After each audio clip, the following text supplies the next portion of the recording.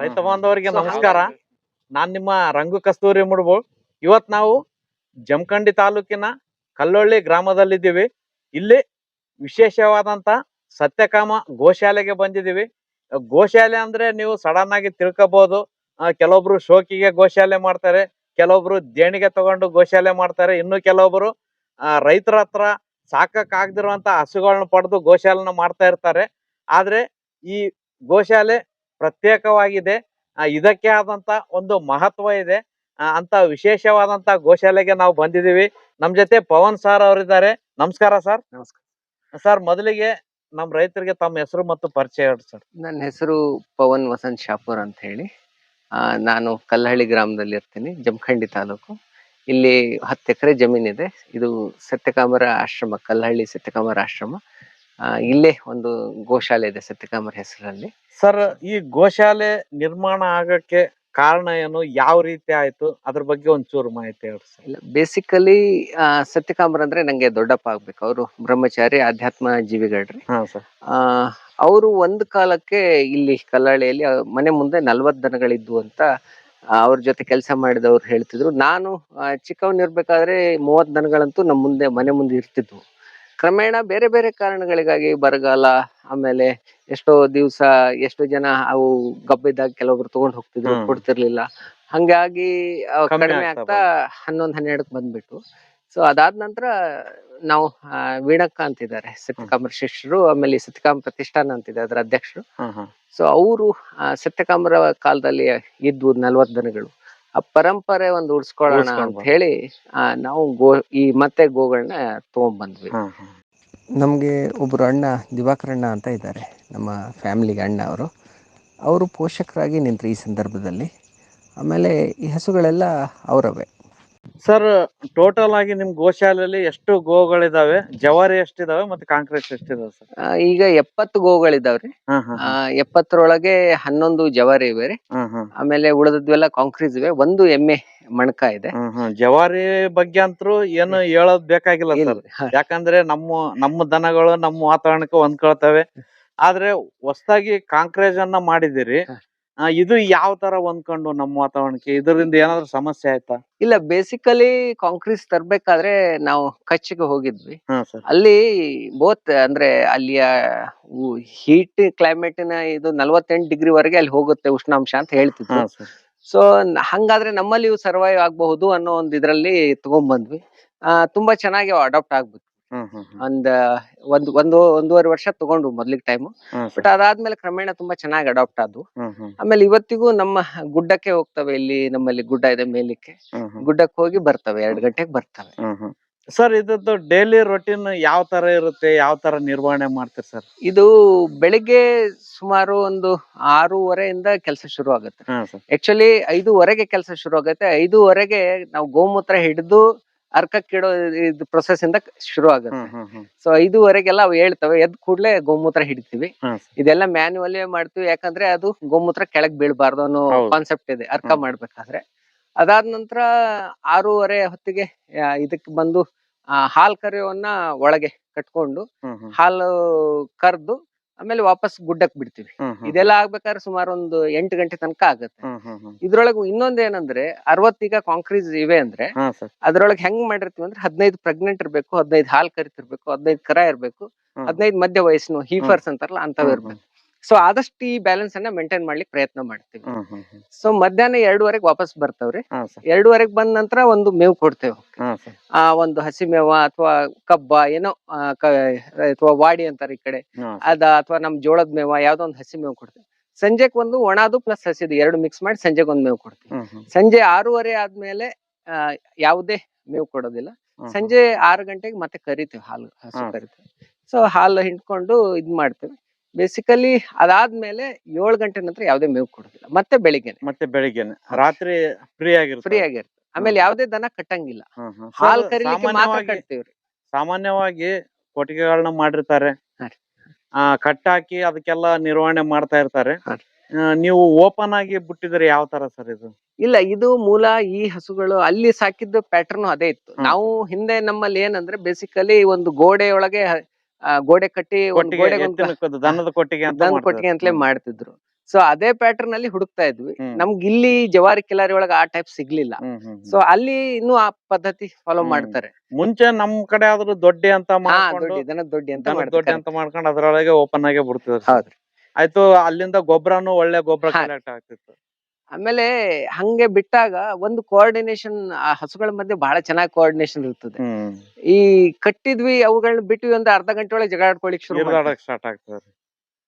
So ಆ ಇದ್ರೊಳಗೆ ಈ ಕಾನ್ಸೆಪ್ಟ್ ಮಾಡ್ಬೇಕಂತ ಹೋದ್ವಿ. ಅಲ್ಲಿಯೂ ಕೂಡ ಇವುಗಳನ್ನ ಹೆಂಗಂದ್ರೆ ಅವ್ರಂತೂ ಈಗ ನಮ್ಮಲ್ಲಿ ಕುರಿ ಹಿಂಡು ಸಾಕಿದವ್ರ ಹಂಗ್ ಸಾಕ್ತಾರೆ. ಮೇವಿದ್ ಕಡೆ ಹೋಗ್ತಾರೆ, ಮತ್ತೆ ಅಲ್ಲಿ ಟೆಂಟ್ ಹಾಕ್ತಾರೆ.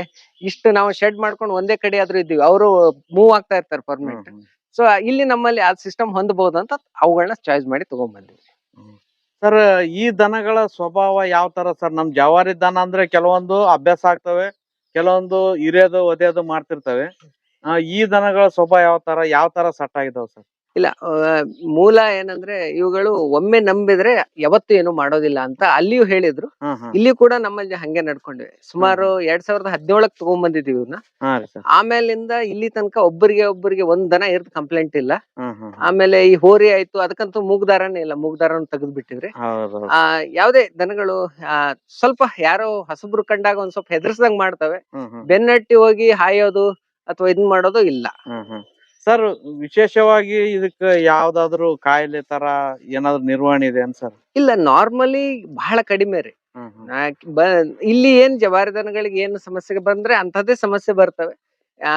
ಬಟ್ ಬಹಳ ಕಡಿಮೆ, ಭಾರಿ ಅಪರೂಪ. ಸರ್, ಈ ಮಧ್ಯೆ ಒಂದು ಕೆಟ್ಟ ಕಾಯಿಲೆ ಬಂದಿತ್ತು ಸರ್, ಚರ್ಮಗಂಟು ರೋಗ ಅಂತ ಹೇಳಿ. ಆ ತರ ಸಮಸ್ಯೆ ಏನಾದ್ರು ಎದುರಿಸಿದ? ಇಲ್ಲ, ಇಲ್ಲಿ ನಮ್ಮಲ್ಲಿಯೂ ಬಂದಿತ್ರಿ. ನಮ್ಮಲ್ಲಿ ಬಂದು ಬೇಸಿಕಲಿ ದೊಡ್ಡವಕ್ಕೆ ಅವಕ್ಕೂ ಬರ್ಲಿಲ್ಲ, ಯಾಕಂದ್ರೆ ಅವುಗಳಿಗೆ ರೆಸಿಸ್ಟೆನ್ಸ್ ಇರ್ಬಹುದು ಮೋಸ್ಟ್ಲಿ. ಸಣ್ಣ ಕರುಗಳಿಗೆ ಬಂದಿತ್ತು. ಒಂದು 4 ಕರುಗಳು ನಮ್ಮಲ್ಲಿಯೂ ಇದಾದ್ವು, ತೀರ್ಕೊಂಡು. ಬಟ್ ಅದರ್ವೈಸ್ ಒಂದು 10 ಕರುಗಳಿಗೆ ಬಂದಿತ್ತು, 6 ರಿಕವರ್ ಆದ್ವು ರೀ.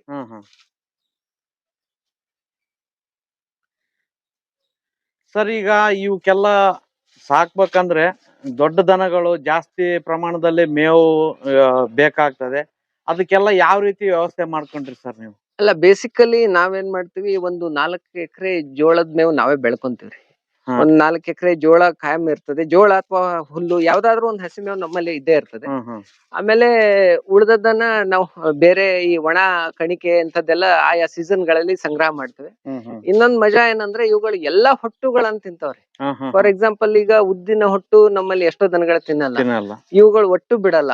ಗೋಧಿ ಹೊಟ್ಟು ತಿಂತವೆ, ಸದಕದ ಹೊಟ್ಟು ತಿಂತವೆ.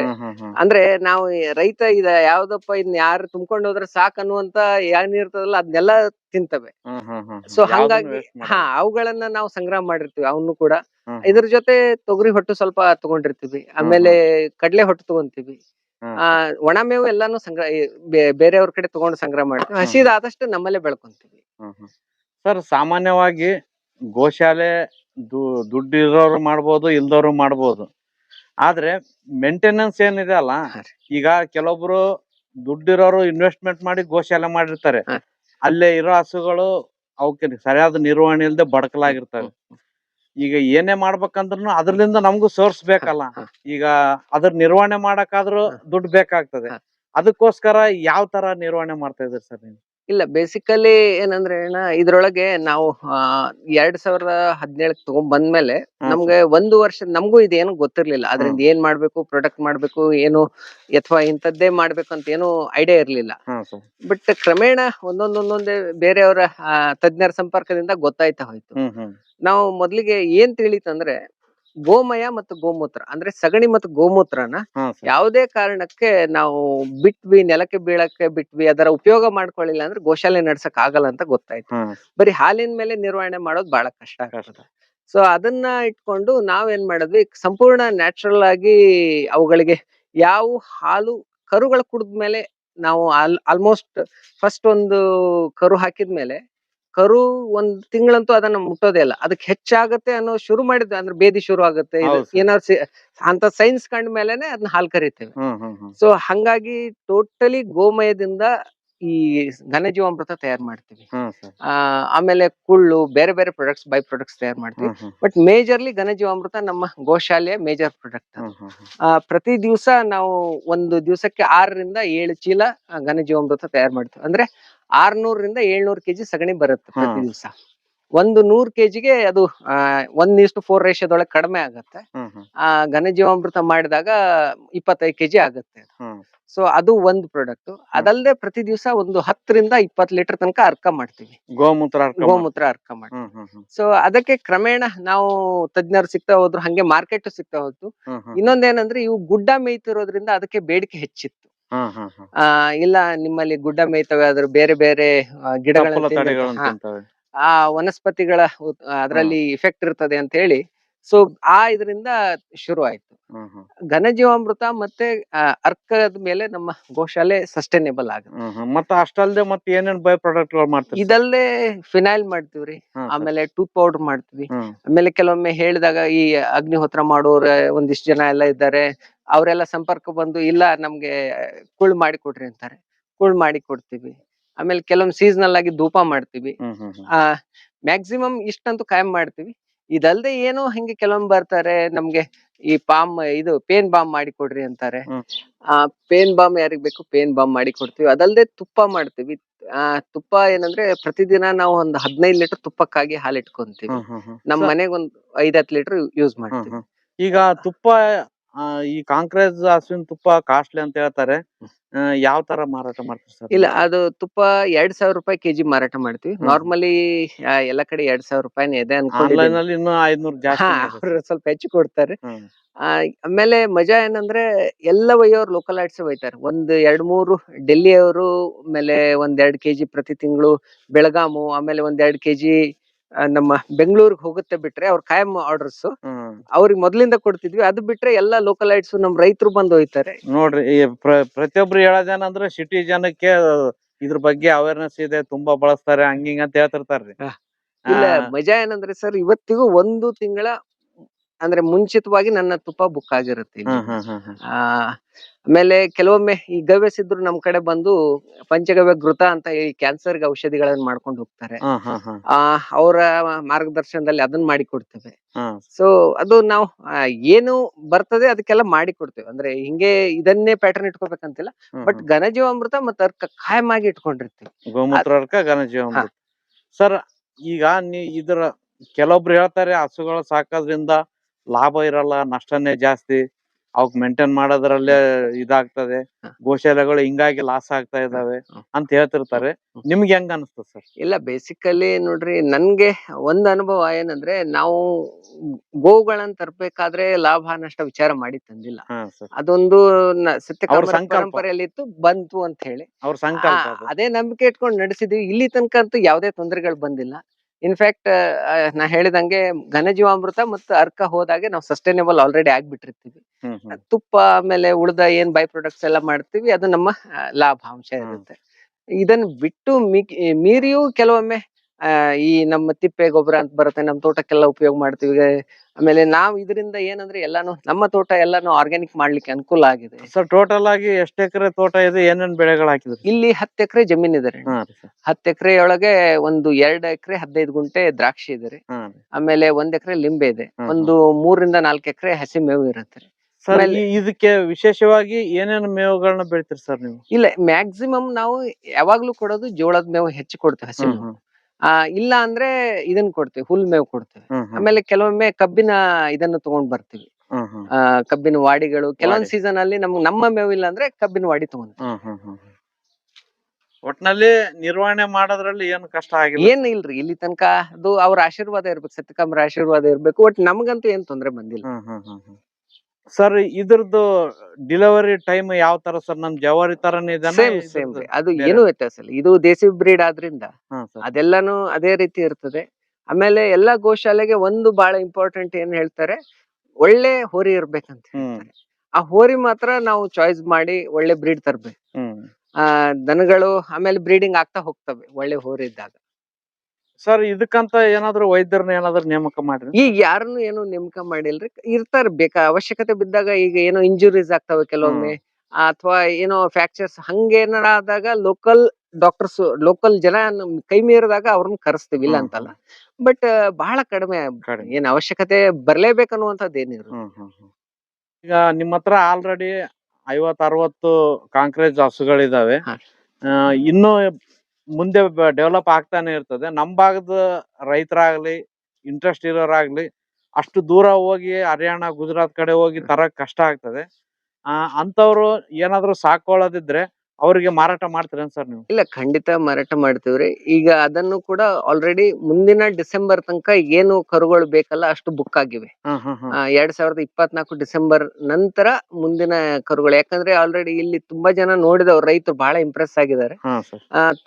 ಬಹಳ ಜನರು ಒಯ್ದಿದ್ದಾರೆ. ನಮ್ಮಲ್ಲಿ ಒಂದೇನಂದ್ರೆ, ನಾನು ಯಾವುದೇ ಕಾರಣಕ್ಕೂ ಹಸುಗಳನ್ನ ದೊಡ್ಡವನ್ನ ಯಾರಿಗೂ ಕೊಟ್ಟಿಲ್ಲ, ಕರುಗಳನ್ನೇ ಕೊಡ್ತೀವಿ. ಯಾಕಂದ್ರೆ ಅಲ್ಲಿ ಹೋಗಿ ಅವ್ರ ಮನೆಗೆ ಹೋಗಿ ಅಡ್ಜಸ್ಟ್ ಆಗಿ ಸುಮ್ನೆ ಅದು ದೊಡ್ಡ ಹಸು ಕೊಟ್ಟು ಅವ್ರಿಗೆ ಅಲ್ಲಿ ಸೆಟ್ ಆಗ್ಲಿಲ್ಲ ಅಂದ್ರೆ ಅವ್ರಿಗೂ ಪ್ರಾಬ್ಲಮ್, ಹಸುಗೂ ಪ್ರಾಬ್ಲಮ್. ಅದಕ್ ಬೇಡ ಅಂತ ಹೇಳಿ ಇದೇ ಪ್ಯಾಟರ್ನ್ ಫಾಲೋ ಮಾಡ್ಕೊಂಡ್ ಇಲ್ಲಿ ವಾತಾವರಣ ಸೆಟ್ ಆಗಿರ್ತಾವ ಸರ್, ಅಲ್ಲಿ ಹೋಗಿ ಮತ್ತೆ ಸೆಟ್ ಆಗ್ಬೇಕಂದ್ರೆ ಅಂದ್ರೆ ಒಬ್ರು ಈಗ ನಾವ್ ಇಲ್ಲಿ ಬಿಟ್ಟಿರ್ತೇವೆ, ಎಲ್ಲರ ಜೊತೆ ಇರ್ತವೆ, ಅಲ್ಲಿ ಒಬ್ರು ಕಟ್ತಾರೆ. ಸೊ ಆದಷ್ಟು ಅವ್ರಿಗೆ ಕರುಗಳನ್ನು ಕೊಟ್ಟಷ್ಟು ಹೆಚ್ಚು ಬೆನಿಫಿಟ್ ಹೆಚ್ಚು. ಹೌದು ಸರ್. ಮುಖ್ಯವಾಗಿ ನಮ್ ಕರ್ನಾಟಕದಲ್ಲಿ ಸುಮಾರು ಗೋಶಾಲೆಗಳಿದಾವೆ. ಕೆಲವೊಬ್ರು ಅವರ ಬುದ್ಧಿ ಉಪಯೋಗಿಸ್ಕೊಂಡು ಇಂಪ್ರೂವ್ಮೆಂಟ್ ಮಾಡ್ಕೊಂಡವ್ರಿದ್ದಾರೆ, ಕೆಲವೊಬ್ರು ಲಾಸ್ ಆಗೋರು ಇದಾರೆ, ಕೆಲವೊಬ್ರು ನಷ್ಟನ ಅನುಭವಿಸೋರು ಇದಾರೆ. ಆದ್ರೂ ಬಿಡೋಕಾಗಲ್ಲ ಅಂತೇಳಿ ಮುಂದುವರ್ಸ್ಕೊಂಡು ಹೋಗ್ತಾ ಇದಾರೆ. ಅಂತವ್ರಿಗೆ ನೀವೇನ್ ಕಿವಿ ಮಾತು ಹೇಳಕ್ ಇಷ್ಟ? ಇಲ್ಲ, ಗೋಶಾಲೆ ಯಾವುದೇ ಕಾರಣಕ್ಕೂ ಬಹಳ ತಾಳ್ಮೆ ಕೆಲಸ. ಯಾಕಂದ್ರೆ ಈಗ ಒಂದು ಉದಾಹರಣೆ ಹೇಳ್ತೀನಿ. ನಾವು ಸಂಜೆ 7-8 ಕೆಲಸ ಮುಗಿಸಿ ಈಗ ಬೇಸತ್ತಿದೀವಪ್ಪ, ಮನ್ಯಾಗ ಹೋಗಿ ಮಲ್ಕೊಂತೀವಿ, ಏನೋ ಒಂದ್ ಹಸು ಒಂದು ಕರು ಆಗ್ತದೆ ಅಂದ್ರೆ ಓಡಿ ಬರ್ಬೇಕು. ಎರಡನೇದ್ದು, ಇದ್ರೊಳಗೆ ಯಾರೇ ಮಾಡ್ಲಿ ಅವ್ರವ್ರ ಫ್ಯಾಮಿಲಿ ಅವರ ಇದು ಬೇಕು. ಪ್ರತಿನಿತ್ಯ ಆಳ್ ಹಚ್ಚಿ ಮಾಡಿಸ್ತೀನಿ ಅಂದ್ರೆ ಕಷ್ಟ ಆಗ್ತದೆ. ಈಗ ಪ್ರತಿ ದಿವ್ಸ 1 ಹೊತ್ತಾದ್ರೂ ಕನಿಷ್ಠ ಎಲ್ಲಾ ಫ್ಯಾಮಿಲಿ ಅವರೇ ನಾವು ಕೆಲಸ ಮಾಡ್ತೀವಿ. ನಮ್ಮಲ್ಲಿ ಬೆಳಿಗ್ಗೆ ನಾವೇನ್ ಮಾಡ್ತೀವಿ, ಗೋಶಾಲೆ ಅಂದ ಕೂಡ್ಲೆ ಬಿಹಾರ್ಕ್ ಹೋಗಿ ಲೇಬರ್ ತಗೊಂಬಾರು, ಆಮೇಲೆ UP ಹೋಗಿ ತಗೊಂಬಾರ, ಹಂಗೆಲ್ಲ ಆಗಲ್ಲ. ಇಲ್ಲಿ ಲೋಕಲ್ ಲೇಬರ್ಸ್ನೇ ಟ್ರೈನ್ ಮಾಡ್ಬೇಕು. ನಾವ್ ಮಧ್ಯಾಹ್ನಕ್ಕೆ ಎಲ್ಲಾ ಲೇಬರ್ ಹೋಗ್ತಾರೆ. ಮಧ್ಯಾಹ್ನದಿಂದ ಬೆಳಿಗ್ಗೆ ಮುಂಜಾನೆ ಅವ್ರು 7 ಗಂಟೆಗೆ ಬರ್ತಾರೆ. 7 ಗಂಟೆ ತನ ಅವುಗಳ ಉಸ್ತುವಾರಿ ನಮ್ದೇ. ಹಾಲ್ ಕರೆಯೋದಿರ್ಬೋದು, ಇದಿರ್ಬೋದು, ಮೇವ್ ಹಾಕೋದಿರ್ಬೋದು, ಏನಿರ್ಬೋದು. ಸೊ ಅಷ್ಟು ಮಾಡಿದ್ರೆ ಅನುಕೂಲ ಆಗತ್ತೆ. ಅದನ್ನ ಬಿಟ್ಟು ಮಾಡ್ಬೋದು, ಇಲ್ಲ ಅಂತಲ್ಲ. ಬಟ್ ನಮ್ಗೆ ಪ್ಯಾಟರ್ನ್ ಅಲ್ಲಿ ಅದು ಹೆಲ್ಪ್ ಬಹಳ ಆಗಿದೆ. ಅದ್ರ ಹೆಲ್ತ್ ಆಗ್ಲಿ ಇದಾಗ್ಲಿ ಎಲ್ಲ ನಮ್ ಪಕ್ಕ ಗೊತ್ತಾಗುತ್ತೆ. ನೋಡಿದ್ರಲ್ಲ ರೈತ ಬಾಂಧವರೇ, ಸತ್ಯಕಾಮ ಗೋಶಾಲೆ ಅಂತ ಒಂದು ವಿಶೇಷವಾದ ಮತ್ತು ವಿಭಿನ್ನವಾದ ಗೋಶಾಲೆ ಅಂತಾನೆ ಹೇಳ್ಬೋದು. ಗೋಶಾಲೆ ಬಗ್ಗೆ, ಅದ್ರ ನಿರ್ವಹಣೆ ಬಗ್ಗೆ, ವಿಶೇಷವಾಗಿ ಕಾಂಕ್ರೇಜ್ ಹಸುಗಳ ಬಗ್ಗೆ ಸಂಪೂರ್ಣ ಮಾಹಿತಿಯನ್ನ ಪವನ್ ಸರ್ ಅವರು ನೀಡಿದ್ರು. ಇಂಥ ವಿಶೇಷವಾದಂತ ಗೋಶಾಲೆ ನೀವು ನೋಡ್ಬೇಕನ್ಸಿದ್ರೆ ಒಂದ್ಸತಿ ಜಮಖಂಡಿ ಹತ್ರ ಕಲ್ಲೊಳ್ಳೆ ಅಂತ ಗ್ರಾಮ ಒಂದ್ಸತಿ ಬಂದು ಭೇಟಿ ಕೊಡಿ. ಅಷ್ಟೇ ಅಲ್ಲದೆ ಇಲ್ಲಿ ವಿಶೇಷವಾಗಿ ಘನಜೀವಾಮೃತ ಮತ್ತು ಗೋಮೂತ್ರ ಅರ್ಕ ವಿಶೇಷ ಪದ್ಧತಿಗಳಲ್ಲಿ ತಯಾರು ಮಾಡಲಾಗ್ತದೆ. ಅದನ್ನ ಬೇಕಂದ್ರು ಸರ್ ಅವ್ರ ನಂಬರ್ ಅನ್ನ ಡಿಸ್ಪ್ಲೇ ನಲ್ಲೂ ಮತ್ತು ಡಿಸ್ಕ್ರಿಪ್ಷನ್ ಬಾಕ್ಸ್ ಅಲ್ಲೂ ಹಾಕಿರ್ತೀನಿ, ಕಾಂಟ್ಯಾಕ್ಟ್ ಮಾಡಿ. ಮತ್ತು ಅಷ್ಟೇ ಅಲ್ಲದೆ ಹಲವಾರು ತರದ ಗೋ ಉತ್ಪನ್ನಗಳನ್ನ ತಯಾರು ಮಾಡ್ತಾರೆ, ಅದ್ರ ಬಗ್ಗೆ ಮಾಹಿತಿಯನ್ನು ಪಡಿಬಹುದು ಮತ್ತು ಅದನ್ನ ಪರ್ಚೇಸ್ ಕೂಡ ಮಾಡಬಹುದು. ಇಂಥ ವಿಶೇಷವಾದಂತಹ ಮಾಹಿತಿಯನ್ನು ನೀಡಿದಂತ ಪವನ್ ಸರ್ ಅವರಿಗೆ ತುಂಬ ಹೃದಯದಿಂದ ಧನ್ಯವಾದಗಳನ್ನು ತಿಳಿಸುತ್ತಾ, ಈ ವಿಡಿಯೋನ ಸುಮಾರು ಜನ ರೈತರಿಗೆ ಶೇರ್ ಮಾಡ್ರಿ. ಈ ಕಾಂಕ್ರೇಜ್ ಬಗ್ಗೆ ಆಗ್ಲಿ, ಗೋಶಾಲೆ ಬಗ್ಗೆ ಆಗ್ಲಿ ಅವ್ರಿಗೂ ಮಾಹಿತಿ ಸಿಗ್ಲಿ ಅಂತ ಹೇಳ್ತಾ, ನನ್ನ ಚಾನಲ್ನ ಹೊಸದಾಗಿ ನೋಡ್ತಾ ಇರೋರು ನನ್ನ ಚಾನಲ್ನ ಸಬ್ಸ್ಕ್ರೈಬ್ ಮಾಡ್ರಿ ಅಂತ ಹೇಳ್ತಾ, ಮುಂದಿನ ವಿಡಿಯೋದಲ್ಲಿ ಇನ್ನೂ ಹೆಚ್ಚಿನ ಮಾಹಿತಿಯೊಂದಿಗೆ ನಿಮ್ಮ ಮುಂದೆ ಬರ್ತೇನೆ. ಅಲ್ಲಿವರೆಗೂ ನಮಸ್ಕಾರ.